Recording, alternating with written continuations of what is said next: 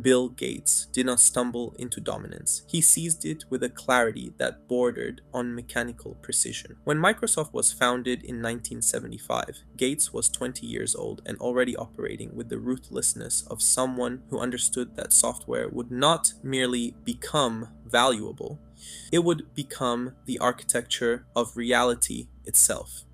Most entrepreneurs chase markets. Gates invented one, then locked every door behind him. The core of his mentality was not ambition in the Napoleonic sense, not glory, not legacy carved in marble. It was control. Gates saw software as an abstract territory that could be conquered through intellectual force and legal maneuver. In the early days of personal computing, hardware was the visible frontier. Machines you could touch, circuits you could photograph. Software was ephemeral, harder to monetize, easier to pirate. Gates looked at that landscape and saw leverage. He wrote code not to solve problems but to own solutions. The distinction matters. A problem solver serves the user. An owner extracts perpetual rent from the user's dependence. In 1976, Gates published his now infamous open letter to hobbyists in the Homebrew Computer Club newsletter. He wrote, "Most of you steal your software. Hardware must be paid for, but software is something to share. Who cares if the people who worked on it get paid?" The letter drips with contempt. The hobbyist culture of the 1970s believed software should be communal, open, a public good. Gates saw that belief as naive romanticism standing between him and a monopoly. He was not interested in community. He was interested in leverage. What made Gates ruthless was not cruelty. Cruelty implies emotion, a personal investment in the suffering of others. Gates operated with the detachment of a systems architect. People were variables. Competitors were obstacles to be neutralized through superior positioning, not defeated in fair combat. When IBM approached Microsoft in 1980 to provide an operating system for their first personal computer, Gates did not have one. He bought QDOS, Quick and Dirty Operating System, from Seattle Computer Products for $50,000, rebranded it as MS-DOS, and licensed it to IBM while retaining the right to license it to other manufacturers. IBM got their operating system, Gates got the future.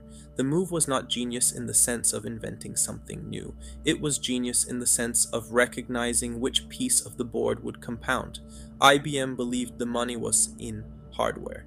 Gates knew the money was in the layer beneath hardware, the operating system every machine would need to function. He did not need to build the best computers. He needed to make his software the unavoidable substrate of computing itself. By the mid-1980s, as IBM-compatible clones flooded the market, every one of them ran MS-DOS. Gates had built a toll booth on the highway and collected rent from every car that passed. Paul Allen, Gates's co-founder, later described their partnership in his memoir, Idea Man. He wrote, "Bill was always more aggressive, more relentless. He didn't let up. Allen had the technical vision. Gates had the will to squeeze every advantage from that vision until the market had no oxygen left. When Allen was diagnosed with Hodgkin's lymphoma in 1982, he overheard Gates and Steve Ballmer discussing how to dilute his equity stake because he was no longer producing at full capacity. Allen survived the cancer and left Microsoft shortly after. The incident reveals the structure of Gates's loyalty. It was conditional, transactional, tied to output. Sentiment was a liability. The mentality that built Microsoft was rooted in a particular understanding of competition, not as a fair contest, but as a war of attrition, where the goal was to make opposition impossible. In the 1990s, Microsoft adopted a strategy called embrace, extend, extinguish. The pattern was simple: adopt a competitor's standard, extend it with proprietary features that broke compatibility, then leverage Microsoft's market dominance to make the original standard obsolete. The company did this with Java, with Netscape, with countless smaller firms that posed even minor threats. Gates did not merely want to win, he wanted to make the field unplayable for anyone else. What the public often missed was that Gates was not driven by wealth for its own sake, at least not in the early years. Money was proof of control, a scoreboard that confirmed his model of the world was correct. He worked pathological hours, memorized employees' license plates to track who stayed late, and was known for his "that's the stupidest thing I've ever heard" style of meeting management. The cruelty was not personal, it was a filtering mechanism. Only those who could withstand intellectual siege were worth keeping. Everyone else was inefficiency. There is a loneliness in this kind of ruthlessness. Gates built Microsoft as a fortress of logic, where emotion was a design flaw. Steve Jobs, by contrast, built Apple as an expression of taste, subjective, personal, rooted in the desires of one man's aesthetic vision. Jobs wanted people to love the product. Gates wanted people to need it.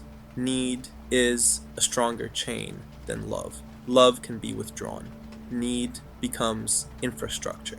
By the time Microsoft released Windows 95, the company had achieved what Gates set out to create, an unavoidable layer between human intention and digital execution.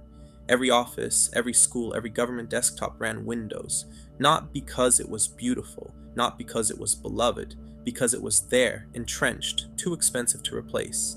Gates had turned software into inevitability. The antitrust trial of the late 1990s revealed how deeply this mentality had calcified. The Department of Justice accused Microsoft of monopolistic practices, bundling Internet Explorer with Windows to crush Netscape, threatening PC manufacturers who dared pre-install competing software.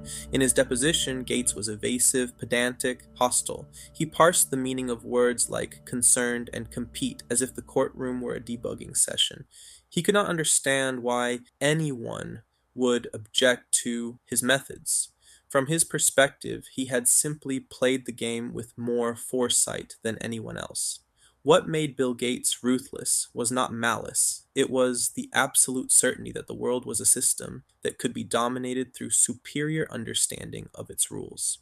He did not break the rules, he rewrote them, and in doing so, he built an empire not of innovation, but of inevitability. A machine that runs because no one can imagine what would replace it. That is the dark gravity of the founder who treats the world as a problem set. He solves it, and we live inside his solution.